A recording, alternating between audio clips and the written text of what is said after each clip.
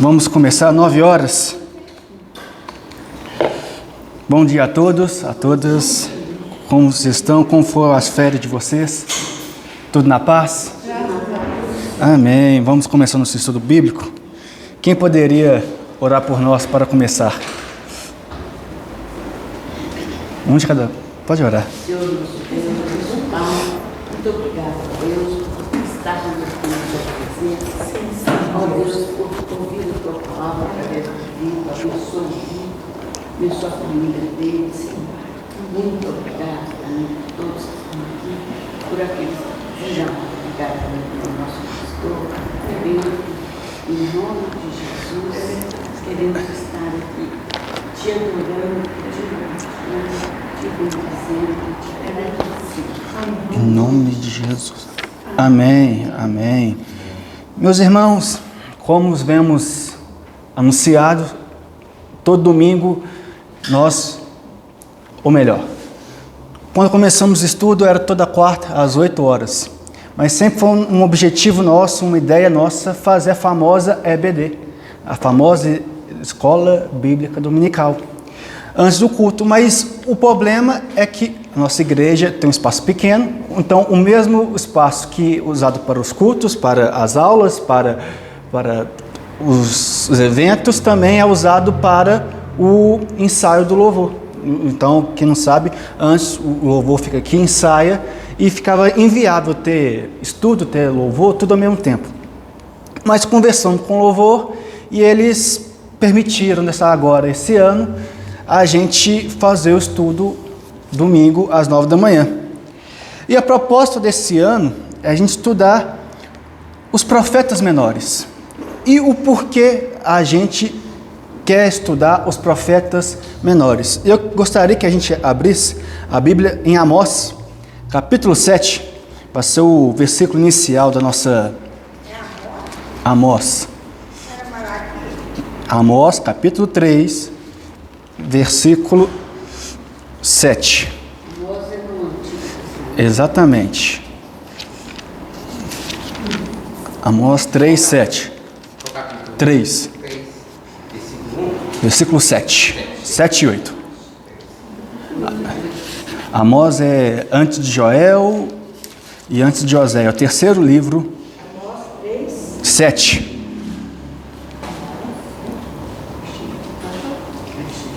Todo mundo achou?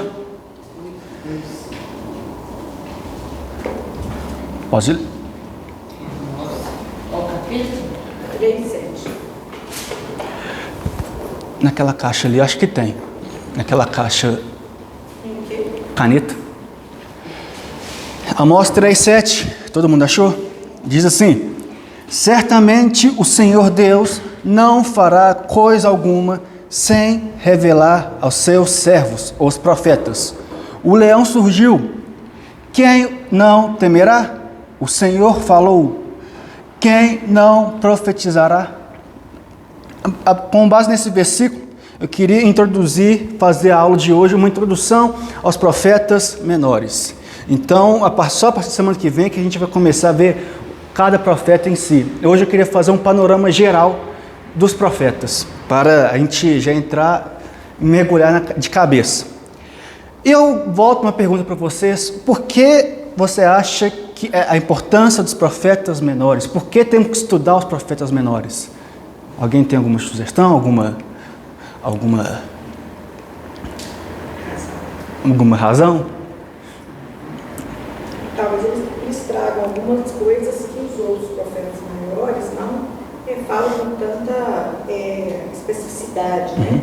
Eles conseguem dar algum tipo de visão mais específica mesmo, de algum tipo de lei, né? Estuda uma coisa mais... Um norte, né?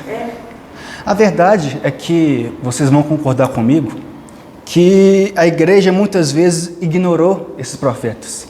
Se eu perguntar para vocês, levanta a mão aí, uma dúvida, do último ano, quem escutou uma pregação sobre algum profeta menor? Só o Digão?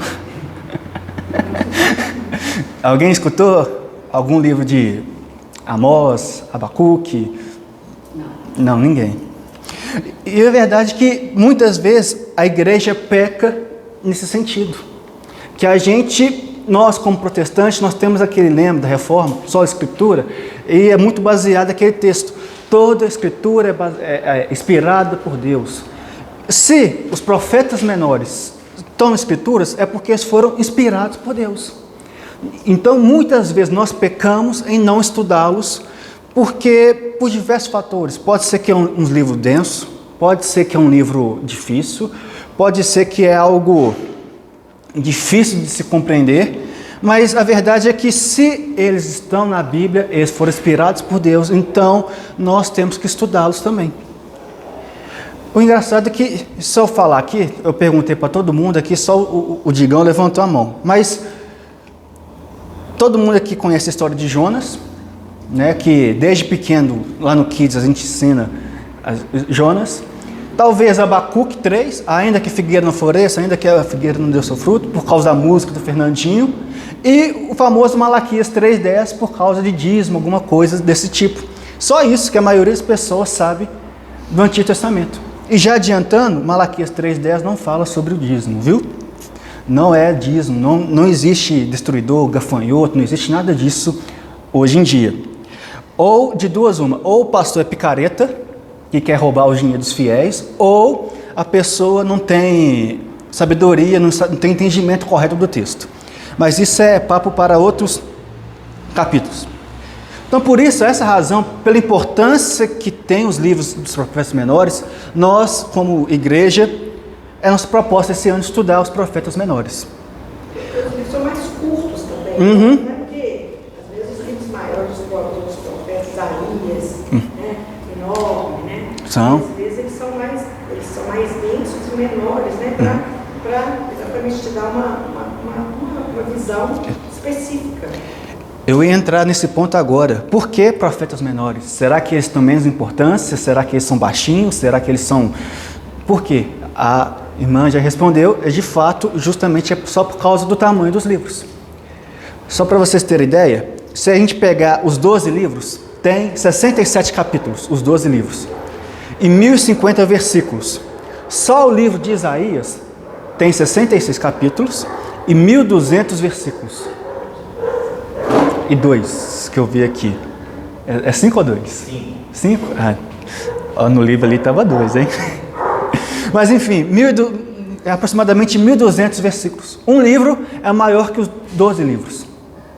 E quem deu esse nome provavelmente foi Santo Agostinho, o famoso Agostinho de Hipona, que colocou o nome de profetas menores. Porque até então, nos tempos de Jesus, na verdade, esses 12 livros era apenas um livro só, chamado o livro dos 12, ou os 12 profetas. Se a gente pegasse nos tempos de Jesus, a Bíblia dos tempos de Jesus, ia ver que tinha 22 livros. E os 22 livros são os mesmos 39 livros da Bíblia protestante. Mas como que 22 é a mesma coisa que 39? Porque basicamente, igual eu falei, enquanto nós temos 12 livros profetas menores, e eu só tenho um. Quando nós dividimos Samuel em 2, 1 e 2 Samuel, lá só tem um. Quando nós dividimos 1 e 2 Reis, lá só tem um. Então, colocar na balança, vai ver que é o mesmo conteúdo, só que definido de forma diferente. Amém até aqui? Amém. Então, o contexto histórico. O que eles comiam, onde eles viviam, o que eles faziam. Hoje, a gente vai ver um pouco sobre o contexto histórico.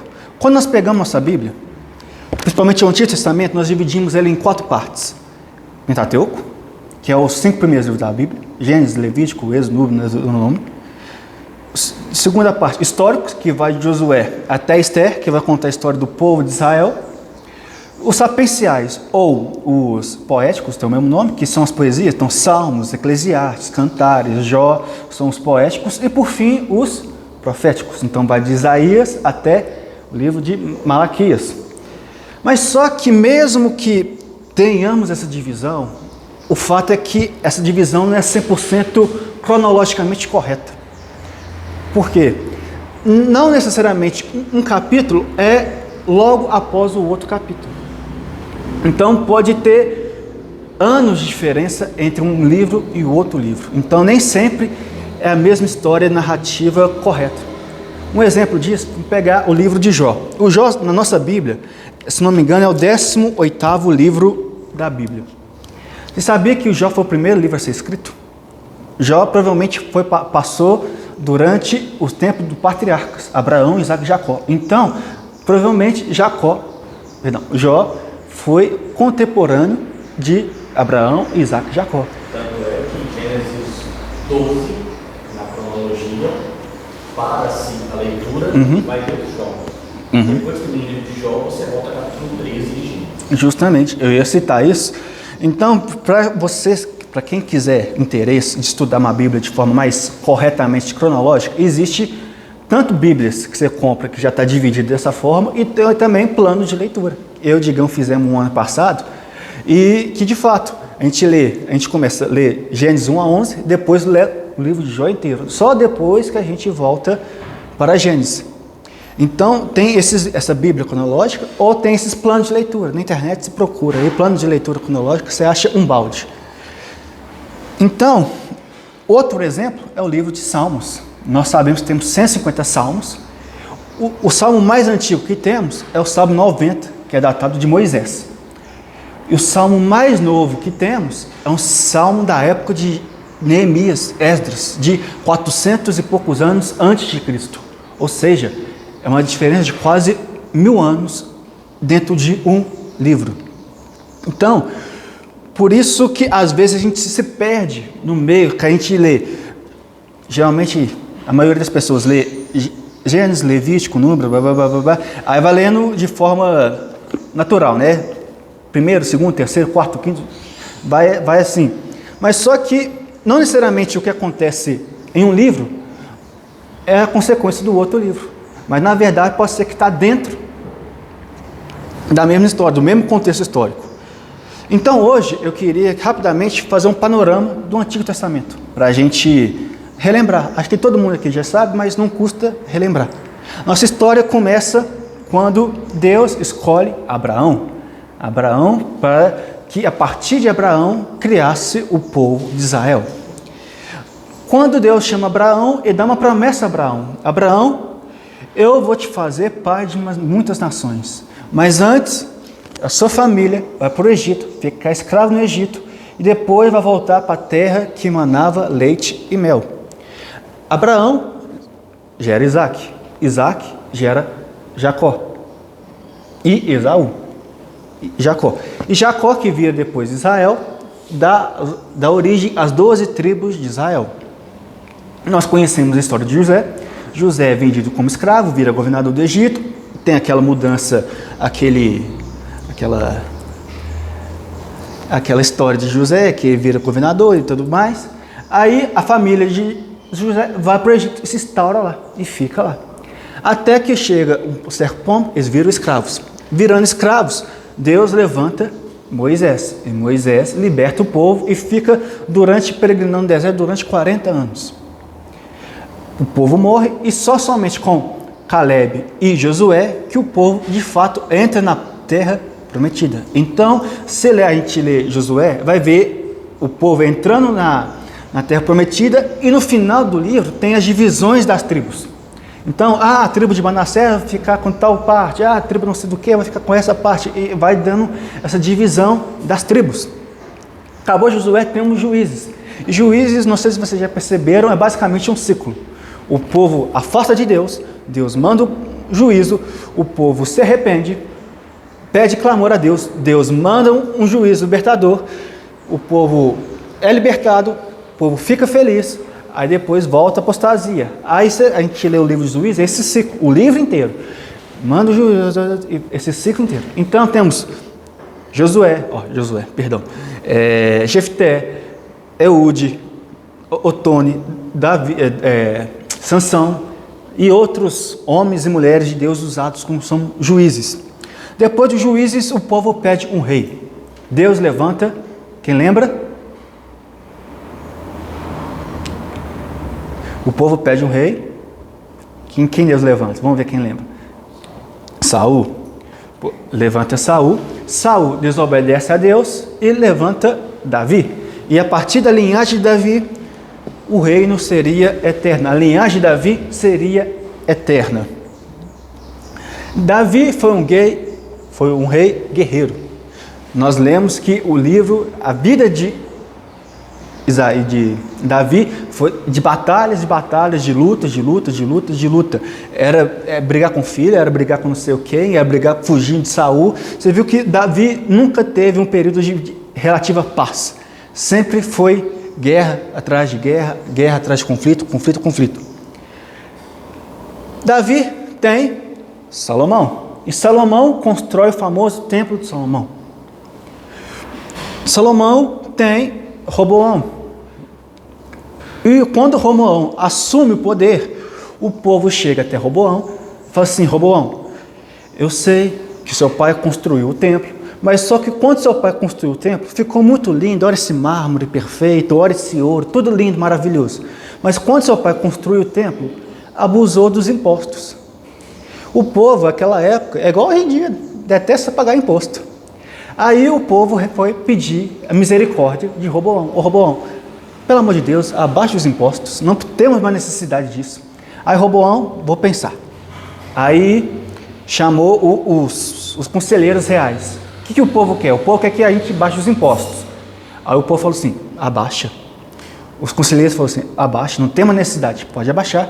O povo tem razão, não precisamos mais desses impostos. Não satisfeito, tem a segunda opinião dos amigos. Aí os amigos viram e falaram assim: ô Roboão, abaixa não. Quem vai sobreviver na nossa mamata? Quem vai sustentar a nossa mamata? Quem que vai pagar nossas viagens? Quem que vai pagar nossos confortos? Quem vai pagar? Não mudou muita coisa, convenhamos, né? Convenhamos que hoje em dia não mudou muita coisa de 3 mil anos atrás. Quando Roboão fala assim: galera, eu não vou aumentar. Ou pior, eu vou piorar. Se meu pai foi cruel, eu vou ser 10 vezes pior que meu pai. Então o que aconteceu? Uma revolta. Liderados por Jeroboão, há uma revolta. Nessa revolta divide-se o reino de Israel em duas partes: o reino do norte e o reino do sul. O reino do norte, das 12 tribos, liderados por Jeroboão, e a tribo do sul, o reino do sul, com Judá e Benjamim, com a linhagem de Davi, a linhagem de Roboão. Aqui nós vamos dar uma pausa, ou melhor, fazer uma divisão. Eu vou contar a história do reino do norte, depois a gente volta para o reino do sul. O reino do norte teve um total de 19 reis. E todos os reis foram maus diante do Senhor. Todos os reis eram pecadores, fizeram mal aos olhos do Senhor. Nenhum serviu a Deus, todos buscavam idolatria, todos eram maus diante do Senhor. Por causa disso, em 722, o reino do norte foi invadido pelo Império Assírio. Após a invasão, há uma mixigenação entre os israelitas e os estrangeiros, que por fim transformou no povo samaritano, que logo nos tempos de Jesus iremos entender. Então temos a mulher samaritana, o bom samaritano, porque o samaritano e o judeu não eram muito bem da cabeça, o santo não batia. Então por quê? Por causa justamente dessa divisão do reino. Então surgiu os samaritanos. Agora o reino do sul, houve 20 reis. Desses 20 reis, 8 foram bons diante de Deus e 12 eram ruins diante de Deus. Por essa oscilação, foi somente no ano 587 a.C. que o Império Babilônico invade e instaura o cativeiro babilônico que nós conhecemos nos livros de Daniel. Então o povo passa 70 anos como escravos na Babilônia. O reino do sul e o do norte, né? Não, só o reino do sul. O reino do norte já estava destruído há muito tempo. O reino do norte já estava acabado. Passados 70 anos, veio o que nós chamamos de pós-cativeiro. Aí entra duas figuras importantes: Esdras e Neemias. Esdras era um sacerdote e foi responsável pela reconstrução do templo, que o templo foi destruído. E Neemias era um copeiro que foi responsável por murar novamente a cidade de Jerusalém. E por que eu conto isso tudo? Aí acaba basicamente o Antigo Testamento. Aí depois é só em Jesus. Por que eu contei isso tudo? Porque os reis, os profetas, todos os profetas, os maiores e os menores, entram justamente nessa divisão dos reinos. Onde acontece a divisão dos reinos é onde os profetas viviam.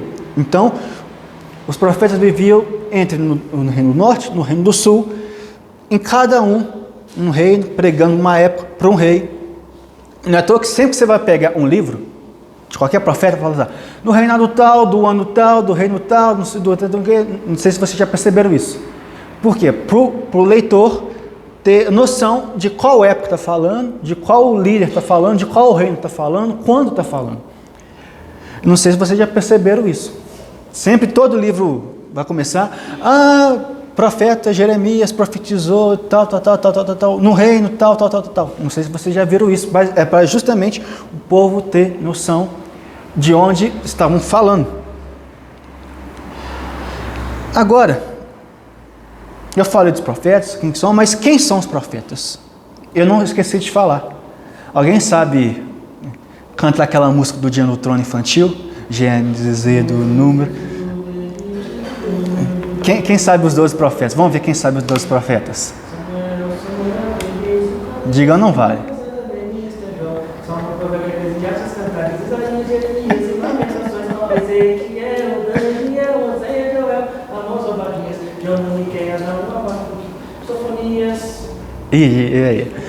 Mas vamos lá, os profetas menores. Alguém tem? São 12, eu falei que são 12. Alguém sabe os 12 de cor? Vamos lá, Oséias, sem colar, hein? mas vamos lá, Oséias, Joel, Amós. Amós não é só o perfume da natura, é um profeta também. Existe Amós ainda? Hein, Rita? Existe Amós ainda?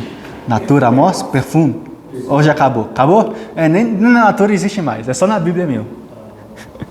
Obadias, Jonas, Miqueias, Naum, Abacuque, Sofonias, Ageu, Zacarias e Malaquias.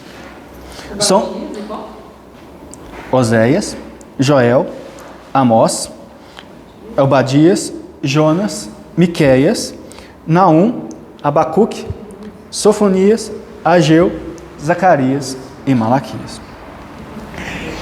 Eu vou dar duas divisões aqui para ficar mais fácil o nosso entendimento. Mas, já lembrando que toda vez que a gente vai começar um profeta, a gente vai relembrar vocês. Onde que estava, em qual reino que estava, quanto que estava, para não ficar perdido. Mas nós podemos dividir em várias formas. Eu escolhi duas para ficar mais fácil. Nós podemos dividir os profetas entre os períodos pré-exílico, ou seja, pré-exílio babilônico, e pós-exílico babilônico, ou seja, os profetas que viveram antes do exílio e profetas que viveram depois do exílio. Então, para ficar mais fácil,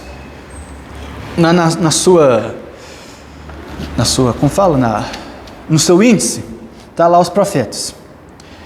De Sofonias para cima, é antes do exílio.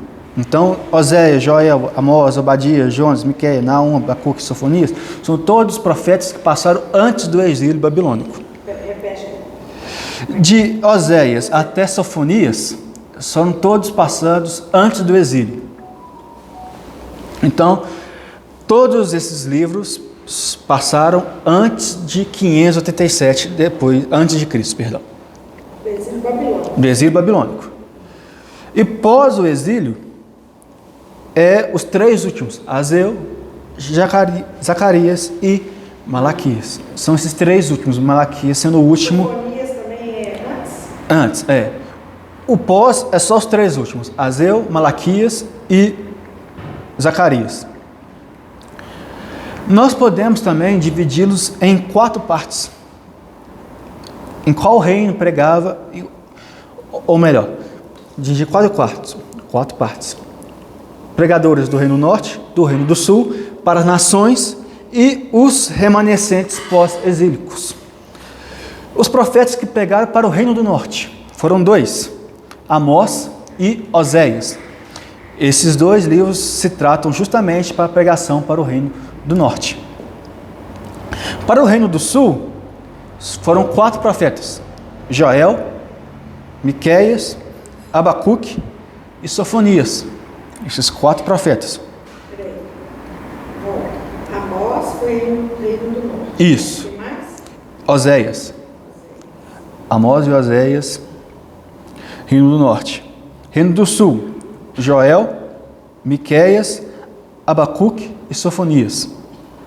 Joel, Miqueias, Abacuque e Sofonias.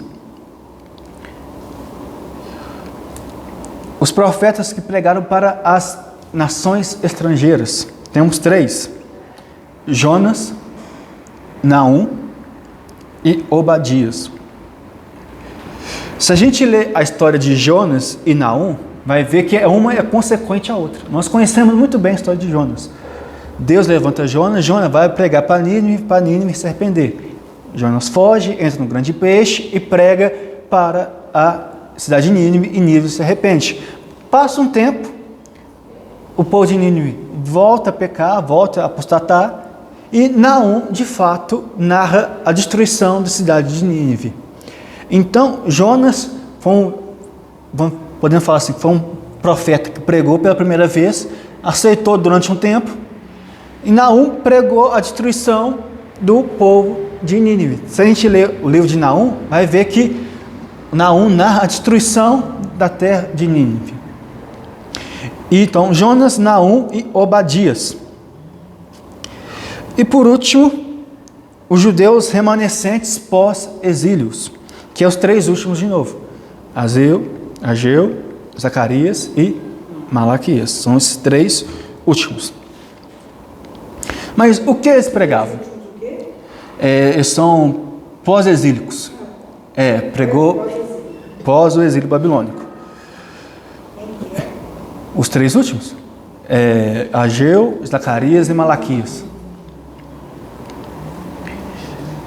E por fim, o que eles pregavam?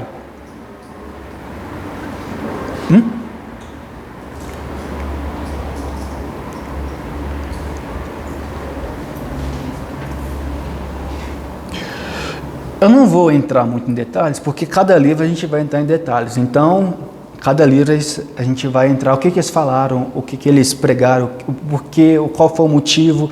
Hoje eu quero só dar um panorama geral dos livros. Mas a grande maioria pregava 3 tipos, tinha 3 tipos de pregações. A primeira pregação é uma pregação de exortação ao arrependimento. Então, constantemente, Deus levantava esses homens para pregar o arrependimento, para que a pessoa voltassem para Deus. Então, denunciando a corrupção do povo, denunciando a idolatria do povo, anunciando o eminente juízo de Deus que ia vir sobre o povo se o povo não se arrependesse. Então, nós lemos tanto os profetas maiores, tanto os profetas menores, justamente essa chamado para o povo se arrepender. Se a gente lê Jeremias, vê o povo se arrependido, depois o povo não se arrepende, nós conhecemos Lamentações de Jeremias. E Lamentações de Jeremias é um dos livros mais pesados da Bíblia. Saudade dos tempos. Quero trazer de volta na memória o que me traz esperança. Então, Jeremias, tanto os profetas menores, tanto os profetas maiores, pregavam o arrependimento. Então, sempre vai ver os profetas denunciando o pecado do povo, apontando o pecado do povo, o povo volta para Deus, volta para Deus, volta para Deus. E convenhamos, não mudou muita coisa não, né? Hoje as pregações têm que continuar. Arrependimento, se arrependam-se. A primeira mensagem de Jesus foi: arrependei-vos e crede no Evangelho. Toda vez, eu detestei quando o pastor Mateus colocou esse trem aqui, mas toda vez que eu lembro, eu falo ali, a mensagem de Jesus é essa: arrependei-vos e crede no Evangelho. Foi a primeira pregação de Jesus, foi essa. Foi a primeira mensagem de João Batista, foi essa: arrependei-vos e crede no Evangelho. Arrependei-vos e crede no Evangelho. Então, hoje em dia, o que nós podemos tirar de hoje em dia? Também que nós temos que se arrepender e crer no Evangelho. largar nossa idolatria, largar a nossa corrupção, largar os nossos pecados e viver em prol do Evangelho. Mas, graças a Deus, o Evangelho morde e assopra. Da mesma forma que morde, ele depois vai lá e assopra. Que ao mesmo tempo que pregava sobre a corrupção, sobre o arrependimento, pregava também um consolo e esperança. Então, várias vezes vai ver os livros falando assim: vocês vão ser derrotados, mas eu não esqueci de vocês. Israel, ouça Israel. E Jesus sempre falava assim, você lembra, todo mundo lembra: Israel, quantas vezes eu queria colocar vocês igual a galinha protege seus pintinhos. Então, constantemente, ao mesmo tempo que batia, soprava. Um conhecido muito famoso também é o livro de Abacuque. Abacuque tem aquele famoso texto: ainda que a figueira não dê o seu fruto, ainda que a figueira não floresça, Deus estará conosco. Então, justamente era trazer um consolo, uma esperança para reanimar a fé desse povo. E por fim, e não menos importante, e para mim o mais importante, é as mensagens que apontavam para o Messias. Os livros dos profetas menores várias vezes apontavam para o Cristo que viria, para o Messias, para Jesus que viria. Então, se a gente lê Zacarias é praticamente todo o livro apontando para Cristo. Zacarias é considerado o profeta messiânico dos profetas menores. Eles falam que Isaías é o profeta messiânico, mas Zacarias também tem basicamente apontando para Cristo. Nós lemos Joel profetizando Atos capítulo 2, a vinda a vinda do Espírito Santo. Nós vemos Malaquias apontando para a vinda de João Batista e várias outras passagens que apontam para a história de Cristo, ou de alguém que é importante para a história de Cristo, assim como Malaquias profetizou sobre João Batista, Joel profetizou sobre Pentecostes e assim por diante. Então, esses três tipos de mensagem que vai ser o norte desses 12 profetas: o arrependimento, o consolo e a iminente vinda do Messias. Então, a partir de semana que vem, nós entraremos nos profetas em si. Como a gente é brasileiro, o certo era começar pelo Oséias, o primeiro. Mas como que a gente é brasileiro e faz tudo errado, faz tudo o contrário, o nosso primeiro vai ser Malaquias, que é basicamente o último. Mas, tirando Malaquias, a gente vai seguir essa ordem que temos na nossa Bíblia. Então, depois de Malaquias vai ser Oséias, Joel, Amós, assim por diante. E como que vai ser? Vai ser basicamente, pelo tempo, a gente não vai conseguir ver igual a gente fazia antigamente, versículo por versículo, estudando. Tinha aula que a gente via 4 versículos. Esse ano a proposta vai ser um pouco diferente. A nossa proposta é ver um capítulo por dia, quando se trata de livros pequenos, e 2 capítulos por dia, quando se trata de um livro maior. A gente vai fazer, na verdade, mais um panorama dos livros. Então, todo dia vai ter 1 ou 2 capítulos para estudarmos. Então, eu convido vocês a virem todas as aulas. Quem puder. Quem não puder também, eu vou tentar gravar. Fiz essa gambiarra ali, porque o tripé simplesmente sumiu. O meu tripé simplesmente sumiu, desapareceu. Tenho que procurar depois. Por isso tem essa monstruosidade aí. Mas a introdução é essa. Alguma dúvida? Algum questionamento? Podia pensar em passar o cronograma para a gente estudar e fazer uma aula. Eu posso. Mais comunicativa, né? Posso. Assim, Posso mandar. Passar para casa mesmo, assim, dividir entre nós, né? Uma coisa que a gente pode estudar. Semana que... Eu acho que senão fica mais... O cronograma é basicamente isso. Então, semana que vem a gente vai começar Malaquias. Malaquias a gente vai ver o 1 e 2 e o 3 e o 4. Então vai ser semana que vem 1 e 2 e na próxima semana 3 e 4.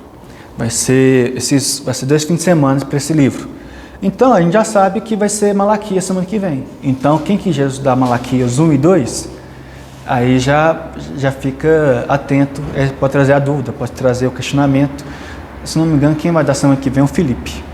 Não sei se vocês conhecem o Felipe. Ele que vai dar. E como vai funcionar? Vai ser um rodízio de professores. Então temos 5 professores. Vai ser eu, a Fernanda, o pastor Pedro, o Felipe e o João. Então nós 5 estaremos aqui todo domingo às 9 para vocês não me enjoar de mim. Que eu sei que o povo enjoa de mim. Não, posso passar numa boa. De repente a gente faz uma coisa assim. Hoje a gente usa os professores. Uma metodologia ativa. O que é? O aluno tem que estar preparado, já preparou a lição e você vai, por exemplo, são 5, então divide aqui a gente, cada professor tem 2 alunos e os alunos é que tem que fazer para preparar. O professor fica de supervisor. E aí depois fica... Mas eu acho que como já vai começar com Malaquias, depois só vai dar sequência canônica dos livros, já fica mais fácil de você compreender. Primeiro, Malaquias. A próxima aula já vai ser a linhagem canônica dos pequenos. Você já pode pegar e já ler. Até porque é rapidinho. Se for ler os profetas menores, você vai gastar depende da pessoa, vai gastar em 2 horas ela lê tudo. Se você for estudar, é mais ou menos um dia cada um. Mas aí eu posso mandar no grupo, sem o menor problema. Já tem a data até o final do ano. Provavelmente a gente vai entregar. Vai ser o último estudo, vai ser, se não me engano, acho que é dia 20 de dezembro. Tem carnaval, né? Vai ter normal. Só 2 datas já adiantando, que não vai ter, que vai ter evento aqui na igreja. Que vai ser dia 8, por causa do café que a gente já está anunciando, café dos novos membros. E agora eu não lembro se é em agosto ou se é em setembro. Eu acho que é setembro. Que vai ter, nem sei se eu podia falar, mas estou falando já contei. Vai ser o aniversário da igreja, então vai ter um café especial também. Agora não lembro se é em agosto ou em setembro, mas é um desses 2 meses, eu acho que é setembro. Então vai ser esses 2 meses, mas faça chuva, faça sol, Natal, Carnaval, Natal não, Natal a gente vai parar. Carnaval, Dia dos Pais, Dia das Mães, dos professores, Dia dos meninos, a gente vai estar aqui, se assim Deus permitir, logicamente. Só essas 2 datas, lógico, que a passagem fala assim, a gente faz planos, mas a resposta vem de Deus. Pode ser que ao longo do tempo haja alguma mudança, mas a nossa previsão, a nossa tentativa é estudar e só ter essas 2 pausas ao redor do ano. Mas faltando 4 minutos, alguma dúvida? Alguma coisa? Alguma dúvida sobre o estudo? Sobre como vai funcionar o estudo? Não. Vai ser 45 minutos. Então, vai ser de 9 até as 9h45. Porque o louvor tem que... Se bem que a gente já montou aqui, a gente tem que ligar os negócios para o louvor. E já preparar para o culto também, né? O povo vai chegando, o povo já vai preparando para o culto. Mas vai ser de 9 até 9h45, todo domingo. Todo domingo, às 9 horas, nesse mesmo canal, nesse mesmo horário, nesse mesmo... Como que era o Chaves? Amém. Mas vamos orar? Digam, ora por nós. Senhor Deus Pai, Jesus, nós te louvamos, bendizemos, pedimos perdão pelos pecados, pelos falhas. Agradecemos ao Senhor, que o Senhor é bom e misericórdia para nós. Senhor, em nome de Jesus, entregamos esse estudo bíblico, Pai, que esse estudo da palavra, estudo dos pequenos profetas, tão importantes para o conteúdo da nossa história, do período do Antigo e Novo Testamento, Pai, possa inculcar as nossas mentes.